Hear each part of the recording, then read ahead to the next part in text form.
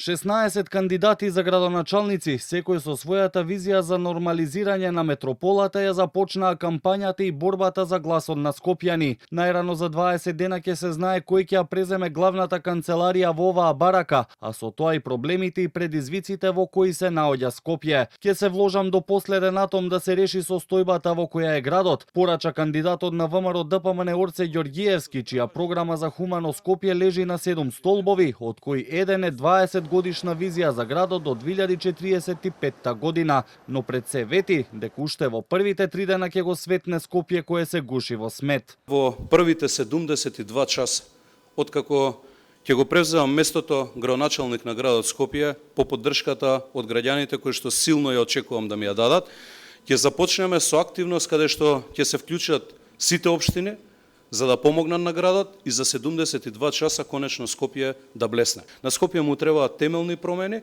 и јас сум спремен да дадам се од себе, да не се штедам, до последен атом да се вложам. Со хаосот од сметот, првиот ден од кампањата го започна и кандидатката на СДСМ Каја Шукова, која вината за состојбите ја гледа во препукувањата на релација Арсовска ВМРО ДПМН. Таа најавува дуплирање на урбаната опрема за смет и нови камиони за собирање на истиот. Сега ветуваат дека за Орце Ѓорѓиевски дека 72 часа ќе го исчисти Скопје. Тоа се нереални ветувања. За разлика од Орце Ѓорѓиевски, јас имам реален план како да се исчисти градот Скопје.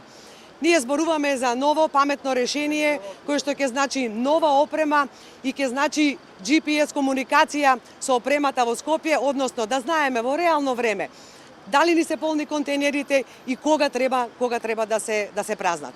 Недовршениот мост на Љубљанска во Карпош беше инспирација за почетокот на кампањата на двајца кандидати, Александар Трајановски од коалицијата Искуство за Скопје и на независниот кандидат, професорот Горан Марковски, кој е автор на проектот за мостот. И двајцата посочија дека тој го символизира Скопје како жртва на политиката која го блокира развојот.